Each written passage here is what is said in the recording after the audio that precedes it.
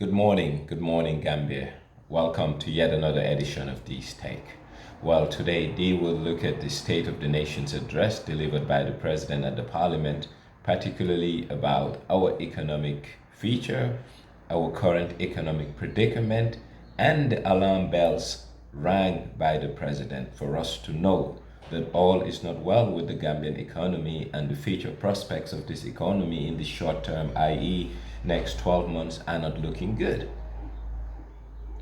Well, it is safe to say that the President of the Republic said that revenues most likely will be down by 20%. Well, I think most conservative economists will agree with him on that. Equally, he said that GDP growth will be on or about 2%, 4 percentage points down. 2% is a lackluster economic growth figures. But the startling thing about this whole thing is that the Minister of Finance knows exactly too well that the economic prospects of the Gambia for 2020 have been dim, dull, and lackluster for the simple fact that the global pandemic has seriously affected our growth prospects as a nation. But unfortunately, the expenditure patterns that we saw from quarter one, i.e., end of March, to date, has been very robust, aggressive, and expansionary. What does that mean?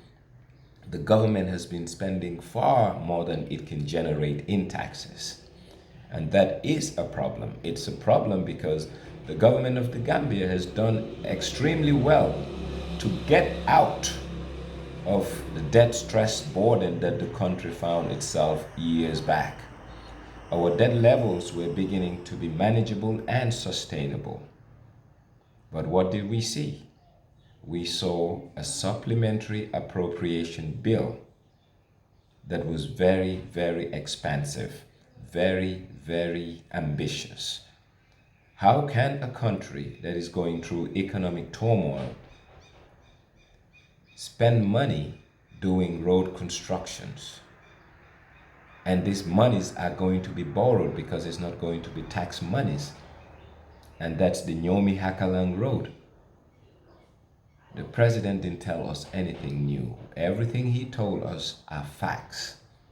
He is right when he said that we are going to have a contraction in the Gambian economy in 2020, meaning that our revenues will go down, our GDP growth will go down.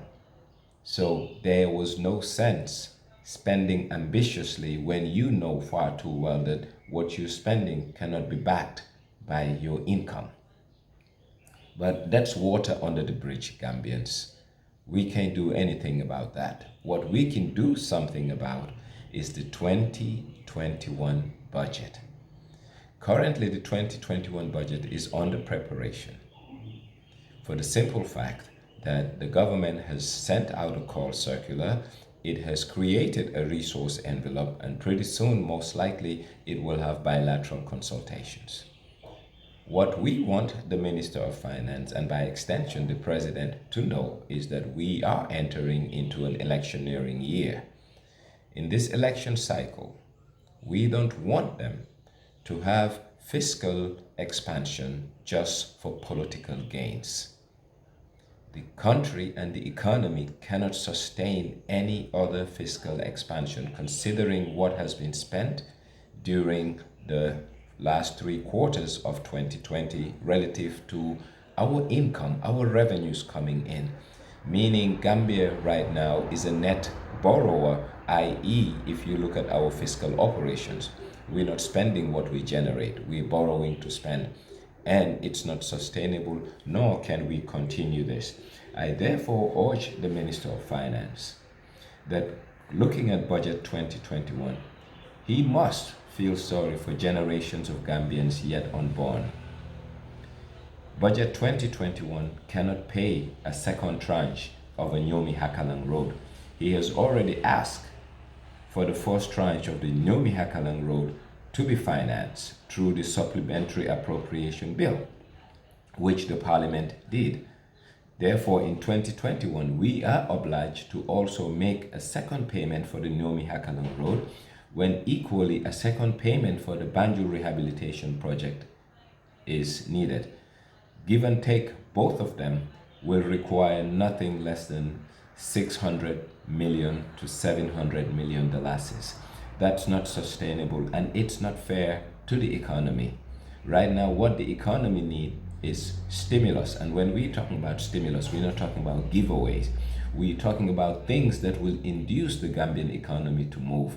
And the Gambian economy will not move if the government continues to go to the central bank to borrow and to give contractors just for political ends to be met.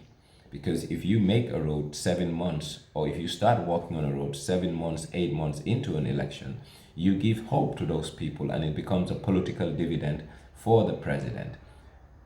Our exchequer, our Ministry of Finance is not a coffer for the president's campaign. The president's campaign must be based on his accomplishments and things that he has done for the country, rather than us spending money on him to look good.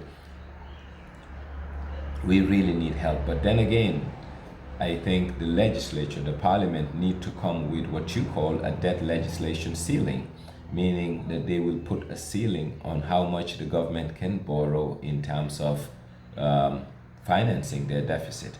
This is not sustainable, and the Gambia needs to do better.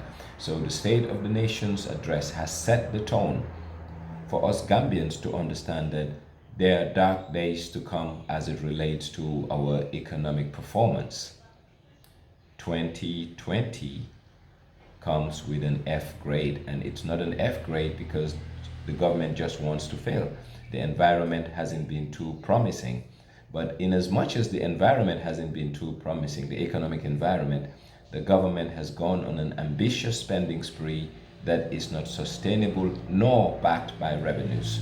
This is what's ailing our country, and it will further exacerbate in 2021 unless and until we tame our excesses. We tame the dominance of the fiscal space in the economy.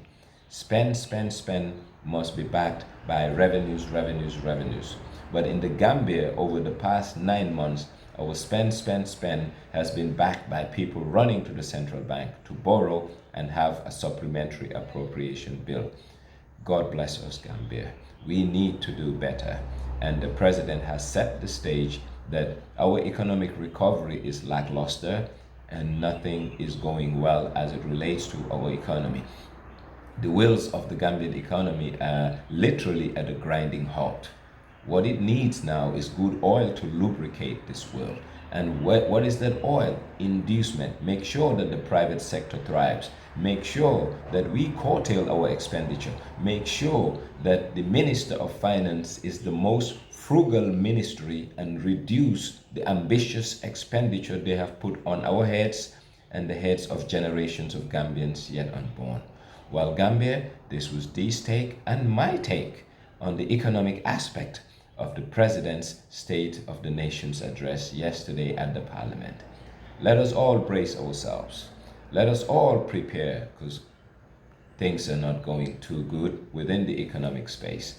And the only way that will change if the Minister of Finance understands that when things don't go too well, you have structural adjustment. When you have structural adjustment, you curtail expenditures. When you curtail expenditures, you defer expenditures. When you defer expenditures, you make a sacrifice. And it's that sacrifice or those sacrifices that are going to give you the opportunity to really reorganize your economy and make sure it kickstarts. I do hope we have a bumper harvest that will at least give our farmers a cushion to have a livelihood. Our tourist season this year is not looking too good at all. God bless the Gambia. God bless all our diverse people. And let's put country first, especially people in the policy making arena, to make sure that we don't sacrifice this country at the expense of the political expediency of some. Thank you. This was Dee's Take.